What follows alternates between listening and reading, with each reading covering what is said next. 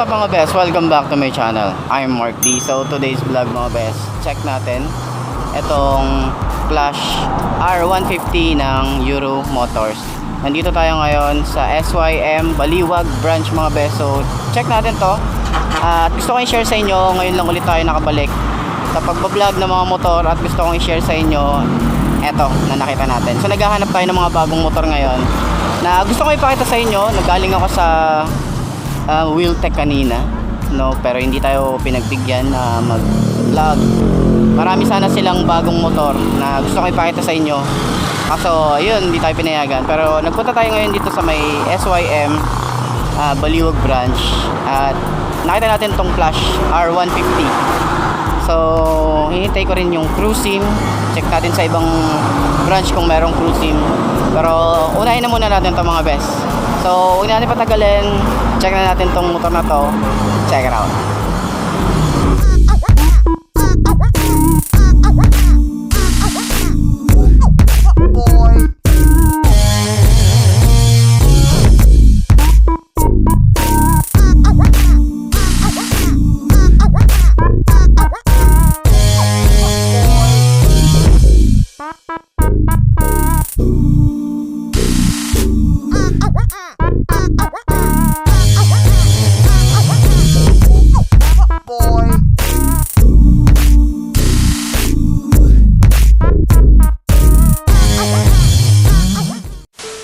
So, ayun mga best, no? Nandito tayo ngayon sa SYM. Yan, SYM Baliwag. So, alam lang to mga best. Long highway lang siya bago siya magpunta ng SM Baliwag. So, meron tayo nakita rito. Euro Motor. Yan, Euro Motor Speed. At meron silang Clash R150 mga best, no? So, umpisa natin dito sa headlight at sabik din akong makakita ulit ng mga bagong motor mga best. So ayan, ang gusto ko rito, ang nagustuhan ko rito mga best, etong headlight, yung disc nya, yung makina nya mga best, at yung itsura nya sa likod mga best. Papakita ko sa inyo at malamang napakita ko na yan sa B-roll, pero ipapakita ko pa rin sa inyo, ulit-ulitin natin, no, para ma-share ko sa inyo. So sa headlight niya, napakaangas niya, no. Yan ang headlight niya mga best. Napakaangas, mukha siyang robot. As in, mukha siyang robot. Di ba ang angas, no? Wala akong masabi, puro maangas lang talaga. Tingnan mo to, ito yung mata niya. Ito yung mata niya mga best. Yan, tapos ito yung pinaka, may design siya rito na parang reflectorize yan nung valve. So bulb type siya, pati yung signal light mga best. Ito yung signal light niya, yung parang mata niya, yan yung pinaka signal light. Tapos alam mo yung parang ito yung bunganga, ito yung pinaka kilay niya, no. Basta ang cool nung mukha niya, mukha siyang ano talaga, mukha siyang robot, ano. Tsaka yung decals niya mga best, simple lang pero maangas talaga, no. So ayan, napakaangas. Yung isa sa mga nagustuhan ko sa headlight niya, meron design yan dito. Ito palubog yan best. May design yan dyan. Kung makikita nyo sa personal yan. Yan, meron niyang design dito. Yan, may mga lining siya dyan. Yung design niya, ang ganda nung meron din siya ritong ano. Makikita mo yan. May design siya dyan na parang LED yung itsura. So parang kapag nag-reflect siya, hindi ko alam kung bulb talaga to. Yan. Pag naka park light siya. Tapos yung front fender niya mga best, maliit lang. Yan, maliit lang yung front fender niya. Pero cool. Dito, semi-gloss or glossy siya, semi-gloss tuloy, glossy. Tapos dito sa part na to, matte. Matte yung part na yan.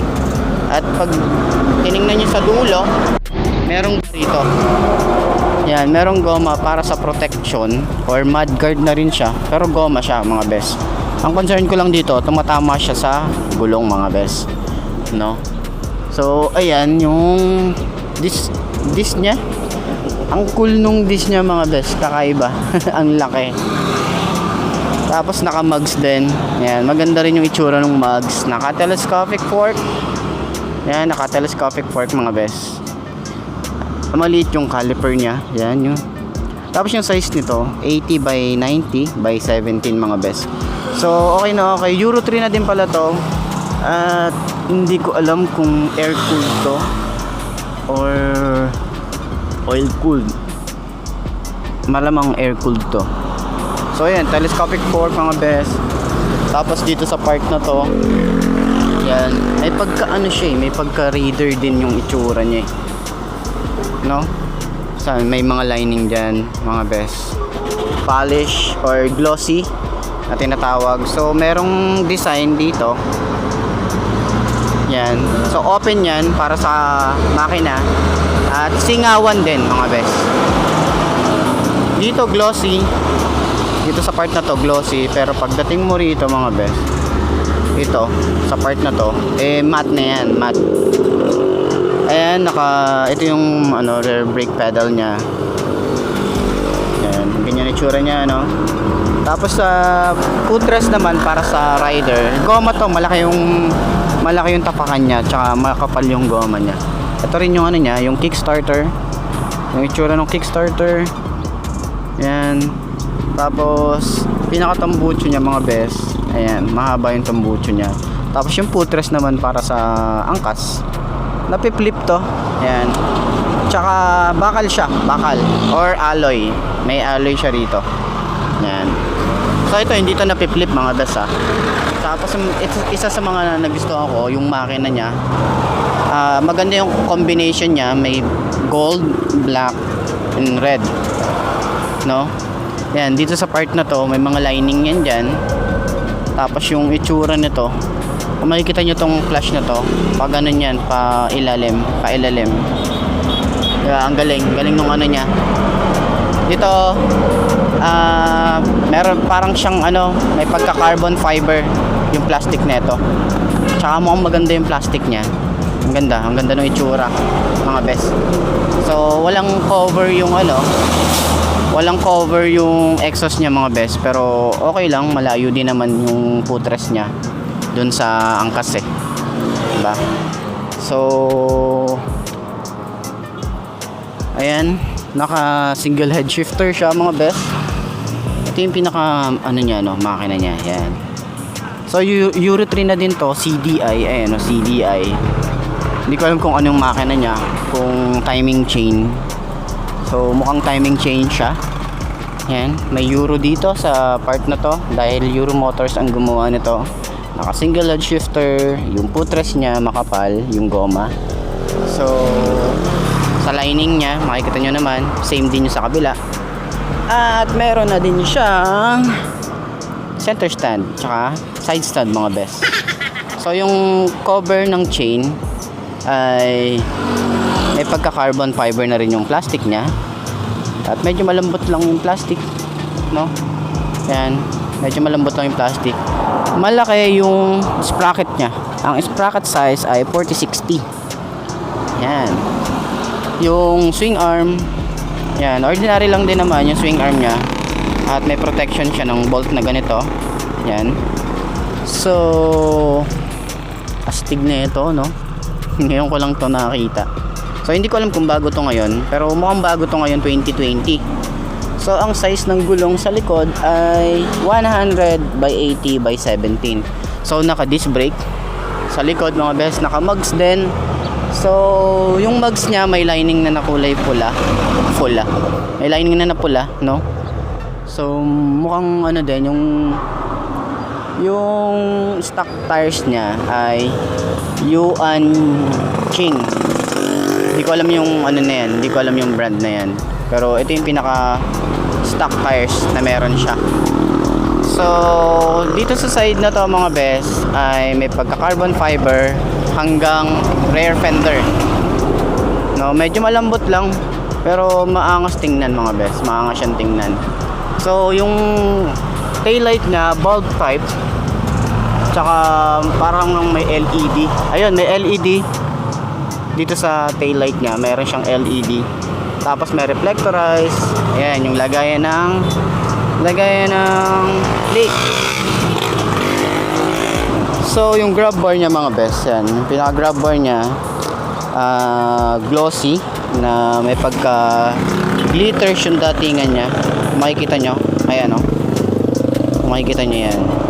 Pinaka ano naman niya, upuan niya, pasubsob siya. Pero naka center stand kasi kaya mukha siyang pasubsob. Mataas kasi yung center stand niya. Pero mukhang kaya ko naman siya, mukhang abot ko naman siya. Tsaka makapal din yung ano niya, yung foam niya dito, tsaka dito sa ano na to, sa side na to. Makapal din, mukha lang siyang manipis. Pero makapal siya, may design din siya na yan. So, ayos din to. Galing ng pagkakatabas na rito mga bes. Astig siya, astig. Hindi ko mabubuksan yung ano nito, yung kung ano yung kung meron ba siyang U-box na hindi natin mati-check yan. So dito naman sa digital na to mga bes, yung gauge nya yan, digital na yan. May makikita kayong RPM yan, may select, may set, tapos pinaka panel nya fully digital na siya mga bes. Okay, ignition key yan, yung sa lock nya para hindi masusian ng iba. At maganda yung handlebar nya mga bes, may pagka, diba? Pagka radar type. So yung ano nya, yung grip nya, sticky siya. Yan, sticky. Wow, may bago na naman ako natutunan. Sticky, tsaka iba rin yung itsura nito compare dun sa iba. Iba rin yung ito, yung makapit to itong sa side na to. So clutch nya medyo matigas pero hindi naman siya ganun kalambot, sakto lang. At meron na rin tong pass beam. Ito, pass beam yan. Yan, pass beam, high and low, choke. Yan, no, ano pa to, carb pa to mga best. So signal light. Yan, okay naman siya i-press. Napakalambot niya i-press. Hindi tulad ng iba na matigas. Ito yung busina. Yan yung busina niya mga best.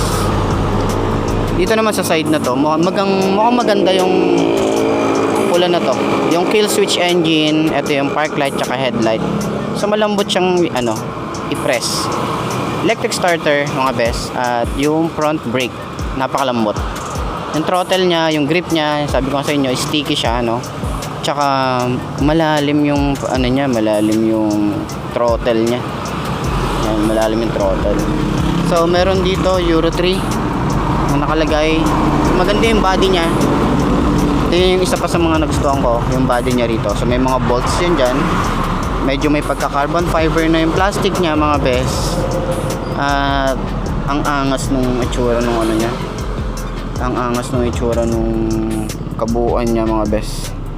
No, yan yung pinakakabuuan niya. So kung nagustuhan nyo to, check nyo na lang dito sa may Baliwag branch ng SYM mga best. Yan, sa SYM lang dito. Yan. So ayun, check nyo na lang tong mga best kung trip nyo. Okay, ayos na ayos yan. Yan. Okay.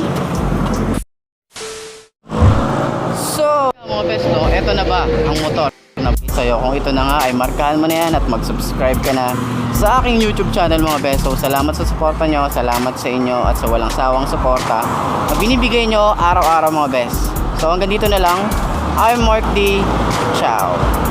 Try nyo to, murang-mura, abot kaya mga bes, 150cc. Ayos na ayos. So yun, ganito na lang. Shoutout sa inyo mga bes.